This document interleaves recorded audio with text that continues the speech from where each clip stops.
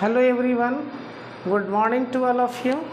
मैं अमित कुमार श्रीवास्तव आज लेकर आया हूं आपके लिए इवन टू और आल्सो में डिफरेंसेस। मैं आज आपको ये बताने का प्रयास करूंगा इवन टू और आल्सो में क्या फ़र्क है, इनका यूज़ हम किस तरीके से करते हैं और इनका ग्रामेटिकल प्रोफाइल क्या है। दैट मीन्स कि ग्रामर में ये तीनों कौन सा रोल प्ले करते हैं, आज मैं ये बताने वाला हूँ। विद्यार्थियों को इसमें बहुत ज़्यादा परेशानी होती है क्योंकि इनका हिंदी कॉमन है। इनका जो हिंदी होता है तीनों का, इवन टू और आल्सो का, वो होता है भी। इसलिए विद्यार्थियों को इसका इन तीनों को यूज़ करने में बहुत ज़्यादा प्रॉब्लम होता है। तो आज मैं इस कंसेप्ट को समझाने वाला हूँ। आप वीडियो को स्किप ना कीजिए और शुरू से अंत तक आप ज़रूर देखिए और इसका कंसेप्ट को समझिए कि इन तीनों को हम कहाँ कहाँ यूज़ करते हैं। तो चलिए मैं अपना क्लास को शुरू करता हूँ। सबसे पहले जो हमारा है वो है इवन, EVEN, इवन। इवन का सबसे पहले हम लोग देखेंगे ग्रामेटिकल प्रोफाइल कि ये है क्या। तो इवन एक एडवर्ब है, EVEN, इवन क्या है, एक एडवर्ब है। और इवन का प्रयोग कहाँ करते हैं, in the contrary of hope, आशा के विरुद्ध। और हिंदी क्या हुआ, भी, ये आप जानते हैं। अब यूजेस का जो बात है इन द कंट्रारी ऑफ होप, इसका अर्थ ये हुआ कि आप यदि किसी व्यक्ति पर विश्वास करते हैं, आपको लगता है कि ये एक मेरा मित्र है और वो काफ़ी फेथफुल है मेरे प्रति, वो कभी मुझे धोखा दे ही नहीं सकता है, लेकिन आपका जो मित्र जिस पर आप काफ़ी विश्वास करते हैं उसने भी आपको धोखा दिया, तो दैट मीन्स इसे कहते हैं हम लोग इन द कंट्रारी ऑफ होप, यानी आशा के विरुद्ध। जिस पर आप आशा किए हुए हैं या जो आप आशा किए हैं ठीक उसके अपोजिट घटनाएं घट जाए, तो ऐसी स्थिति में हम लोग क्या यूज़ करेंगे, इवन का प्रयोग करते हैं। ठीक है। और इवन का प्रयोग कहाँ करेंगे, इवन का प्रयोग वर्ड आएगा, उसके बाद फिर हम लोग इवन प्लस वर्ड, यानी इवन जिस चीज़ को क्वालिफाई करता है ठीक उसी के पहले इसका यूज़ करेंगे। जिसको ये क्वालिफाई करेगा वो कोई भी हो, कुछ भी हो ग्रामर में, अगर इवन जिस पार्ट्स ऑफ स्पीच को क्वालिफाई करेगा ठीक उसी के पहले इसका यूजेस हम लोग करेंगे। जैसे कहेंगे इवन माई फ्रेंड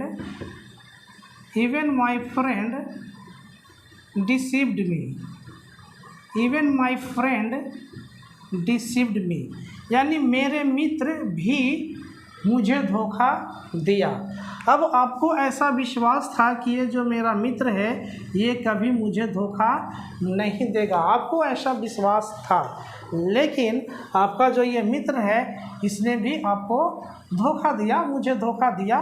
तो यहाँ पर ये इवन इस जगह पे आएगा। क्यों? क्योंकि ये किसके लिए आया है, मित्र के लिए आया है। यानी आपको धोखा किसने दिया, आपके मित्र ने धोखा दिया। तो मेरा मित्र भी मुझे धोखा दिया, यानी भी जो शब्द आया ये किसके लिए आया, मित्र के लिए आया। तो ठीक इवन का प्रयोग हम इस फ्रेंड के ठीक पहले करेंगे। और ये क्या है हमारा, एडवर्ब, और ये हमारा क्या हुआ, नाउन।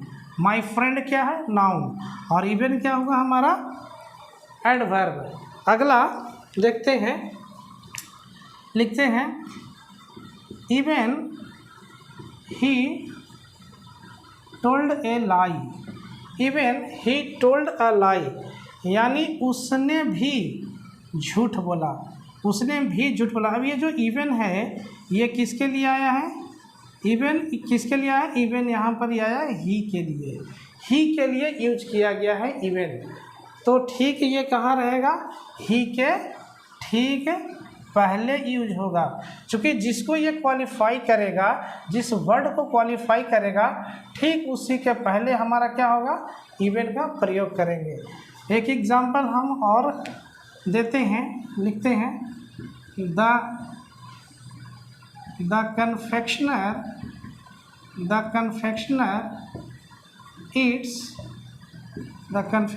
eats even रसगुल्ला, ठीक है, यानी कन्फेक्शनर रसगुल्ला भी खाया। दैट मीन्स कि ऐसा आशा नहीं है कि वे लोग मिठाई खाते होंगे, क्योंकि वे लोग भाई बेचने के उद्देश्य से बनाते हैं। अब वे लोग अगर खा लेंगे तो फिर बेचेंगे क्या, तो उसने भी रसगुल्ला खाया। ऐसा आशा नहीं है कि वे लोग मिठाई बनाते होंगे तो खाते होंगे बट बेचने के उद्देश्य से ज़्यादा बनाते हैं और खाते होंगे बहुत कम। तो उसने तो ऐसा आशा नहीं किया जाता है, तो इवन का प्रयोग यहाँ पर कहाँ करेंगे, इस रसगुल्ला के ठीक पहले यूज़ करेंगे। यानी confectioner Yeats even rasgulla, confectioner ने रसगुल्ला भी खाया। तो आप देख रहे हैं कि इवन का प्रयोग हम उस शब्द के पहले करते हैं जिसको ये क्वालिफाई करता है। अब हम लोग अगला देखते हैं, टू।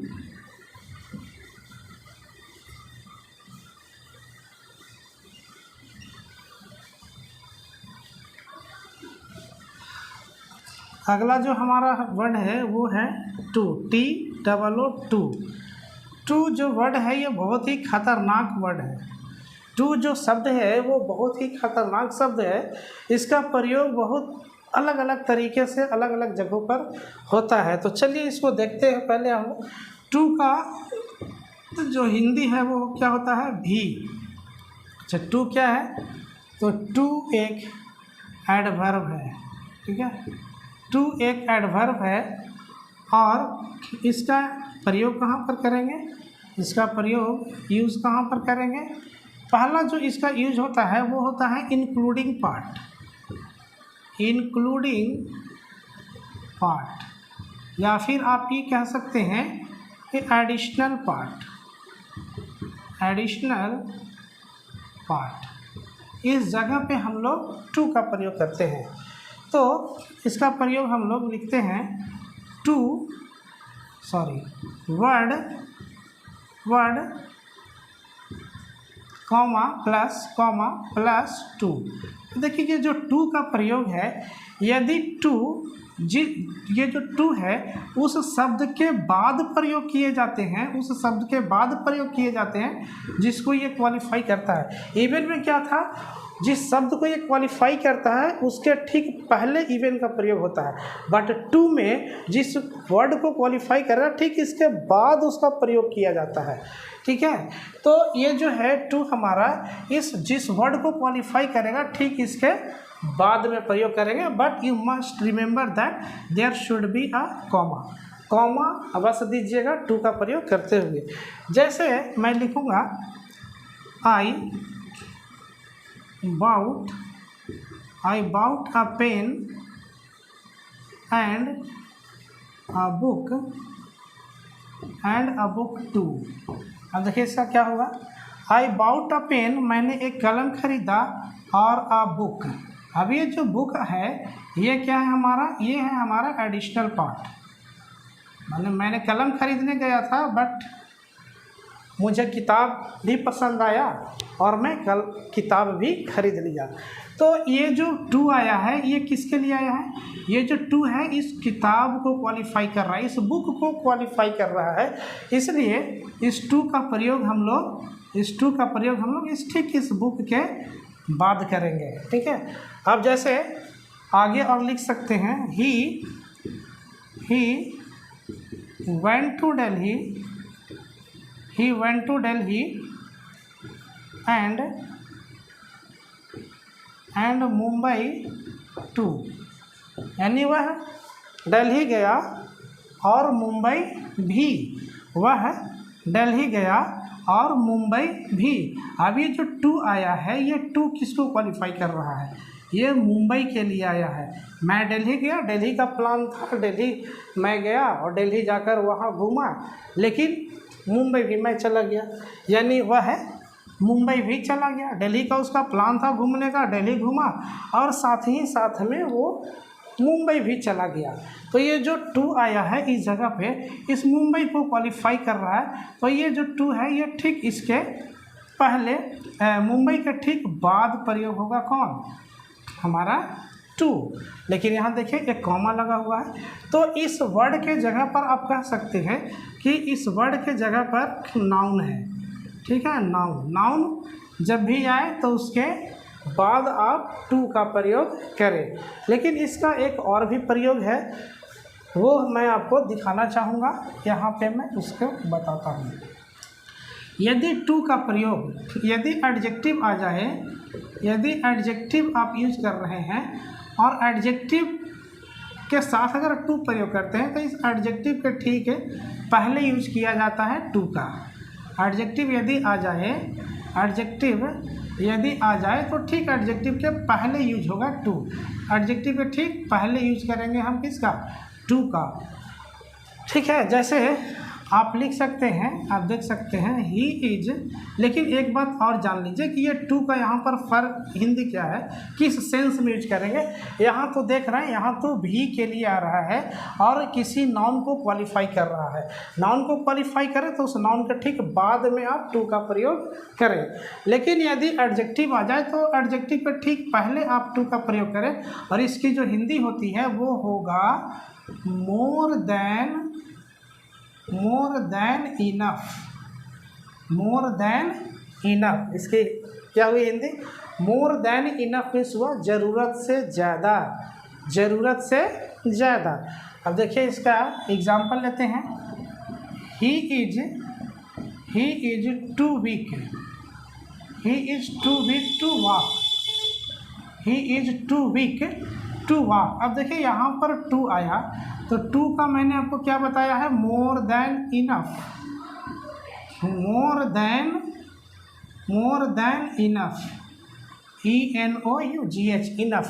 मतलब क्या हुआ, he is too weak to walk, यानी वह चलने के लिए ज़रूरत से ज़्यादा कमज़ोर है। इस वीक मीन्स क्या होता है, कमज़ोर, ठीक है।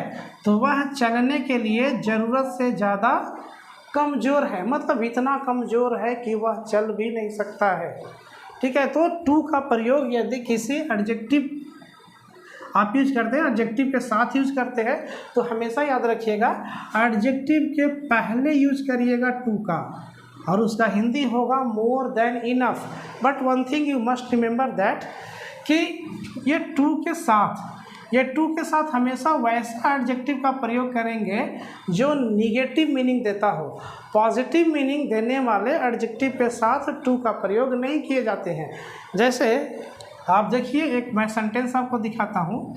जैसे लिखेंगे he is too happy, he is too happy to dance, he is too happy to dance. अब देखिए यहाँ पर हैप्पी क्या है, एडजेक्टिव, और टू क्या हो गया, अब टू क्या हो गया, टू यहाँ पर है एडवर्ब। किसको क्वालिफाई कर रहा है, किसको क्वालिफाई कर रहा है, क्वालिफाई कर रहा है इस हैप्पी को, ठीक है।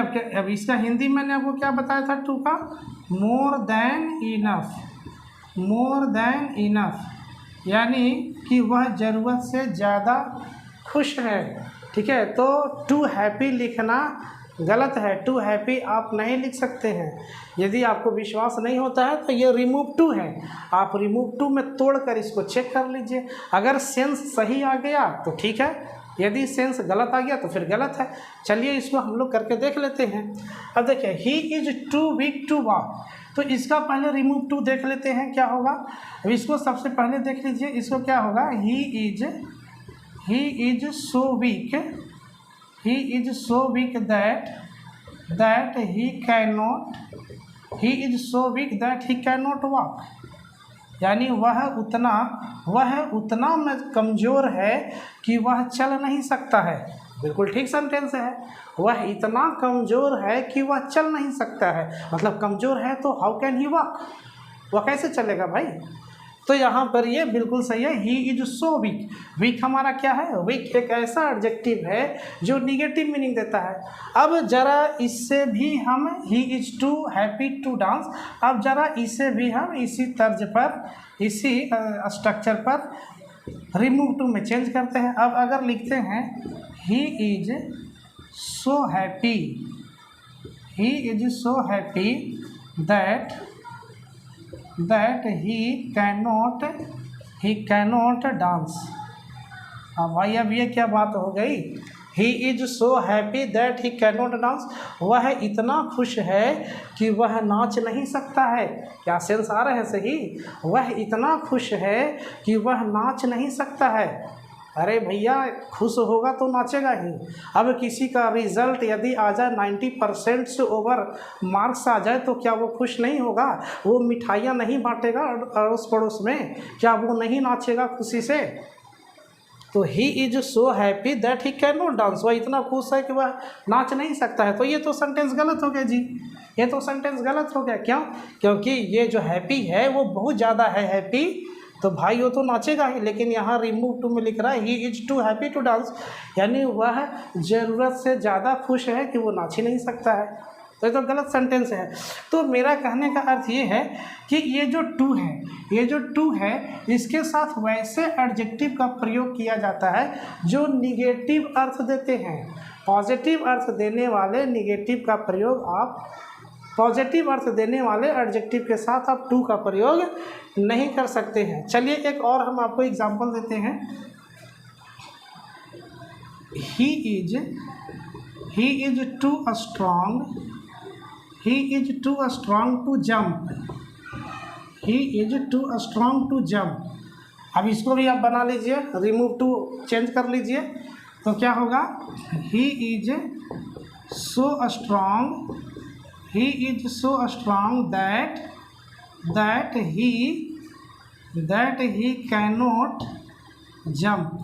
क्या ये सही सेंटेंस है? he is so strong that he cannot jump। वह इतना मजबूत है कि वह कूद नहीं सकता है। अब देखिए, अरे भाई मजबूत है तो वो तो जंप करेगा ही। अगर कोई आदमी बुलंद है, मजबूत है, स्ट्रांग है तो जंप क्यों नहीं करेगा? वो तो जंप करेगा ही। तो यहाँ ये जो टू आया है, यहाँ ये जो टू आया है, इसका अर्थ क्या हुआ? मोर देन इनफ, यानी ज़रूरत से ज़्यादा स्ट्रांग है। अब ज़रूरत से ज़्यादा स्ट्रांग है तो ये तो कूदेगा ही। बट जो रिमूव टू का जो सेंस होता है या रिमूव टू का जो स्ट्रक्चर है, रूल है बनाने का, वो होता है कि अगर इधर इन्फिनिटिव है ना, 2 + B1 है, तो इधर निगेटिव हो जाते हैं। तो ही is so strong that he can not jump, ये रिमूव टू का स्ट्रक्चर है। तो भैया ये तो गलत है ना। फिर आप स्ट्रांग कैसे लिख सकते हैं यहाँ पर, या फिर आप हैप्पी कैसे लिख सकते हैं इस जगह पे? आप हैप्पी लिखेंगे तो डांस करेगा ही, स्ट्रांग है तो कूदेगा ही, तो ये गलत है। तो इस टू के साथ ऐसा आप निगेटिव मीनिंग देने वाले एडजेक्टिव का प्रयोग आप कर कीजिए। निगेटिव एडजेक्टिव मतलब ऐसा एडजेक्टिव जो निगेटिव सेंस देता हो, उसका आप टू के साथ प्रयोग करें तो सही है। चलिए इसको भी देख लेते हैं। अब देखिए, ही इज टू स्ट्रांग, इस जगह पे स्ट्रांग की जगह लिख दीजिए वीक, स्ट्रांग की जगह लिख दीजिए वीक, ठीक है। स्ट्रांग की जगह यहाँ पे लिख दीजिए वीक, और अब इसका अर्थ निकालिए। He is too weak to jump, यानी कूदने के लिए बहुत ज़्यादा कमज़ोर है। यानी he is so weak that he can not jump, वह इतना कमज़ोर है कि कूद नहीं सकता है। बिल्कुल सही है, कमज़ोर होगा तो कूदेगा कैसे? अब ये जो हैप्पी है, इस जगह पे आप सैड का प्रयोग कर दें, ये भी एडजेक्टिव है सैड, जो निगेटिव मीनिंग देता है। He is too sad to dance, अब इस जगह पे सैड, हैप्पी के जगह पे आप सैड का प्रयोग करें। ही is so sad that he can not dance, बिल्कुल सही है। He is so sad that he can not dance, वह इतना उदास है कि वो नाच नहीं सकता है। ठीक है, बिल्कुल सही है। उदासी में कोई कैसे नाचेगा?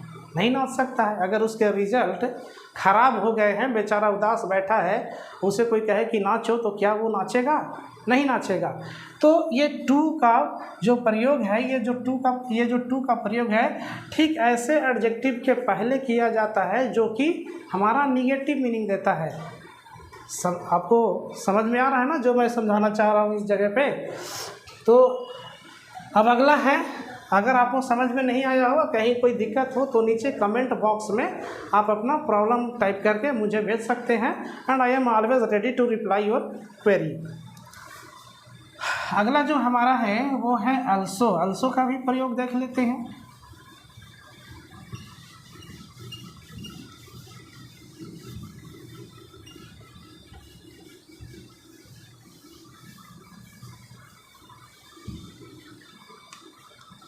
also also also भी क्या है हमारा, also भी है हमारा एडवर्ब, also भी हमारा है एडवर्ब, ठीक है। और इसकी हिंदी क्या हुई, भी, इसका हिंदी भी। और यूज़ कहाँ किए जाएंगे, इसका यूज़ आप जिसको ये क्वालिफाई करता है, जिसको ये क्वालिफाई करता है उसके आगे या ठीक उसके पीछे आप कर सकते हैं, ये स्वतंत्र हैं यूज करने के लिए। बट टू और इवन ये स्वतंत्र नहीं है, ये ठीक उसके टू का प्रयोग जिसको क्वालिफाई करेगा उसके नाउन और प्रोनाउन के साथ उसके आगे और एडजेक्टिव के हमेशा पीछे यूज करते हैं टू का। और इवन जहाँ जिसको क्वालिफाई करेगा ठीक उसके पहले यूज करेंगे इवन का। लेकिन अल्सो में क्या है, अल्सो एडवर्ब हिंदी भी, और इसका यूज कहाँ करेंगे, it is used either, it is use either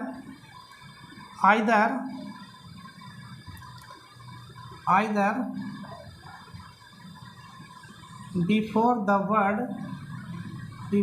word or after the word that it qualifies, जिसको ये क्वालिफाई करेगा ठीक उसके पहले या उसके बाद में आप इसका प्रयोग कर सकते हैं अल्सो का। जैसे लिख सकते हैं आई also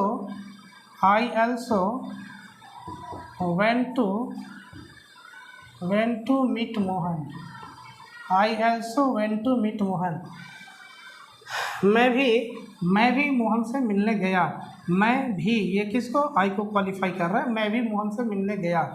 और ऐसे भी लिख सकते हैं also I went to meet Mohan, तो यहाँ पर ये देखिए प्रोनाउन है, आई क्या है, प्रोनाउन है, और इसके ठीक पहले अल्सो का प्रयोग किया गया।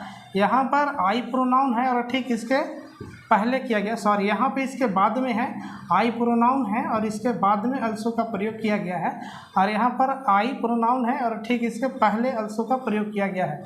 तो अल्सो का जो प्रयोग है वो आप पहले भी कर सकते हैं या बाद में भी कर सकते हैं, ऐसा आप कर सकते हैं। लेकिन टू और इवन का प्रयोग में हमेशा याद रखिएगा जिसको वो क्वालिफाई करेगा ठीक उसी के पहले वो आएंगे। मैं आशा करता हूँ कि आप मेरे द्वारा पढ़ाए गए कंटेंट्स आपको समझ में आया होगा।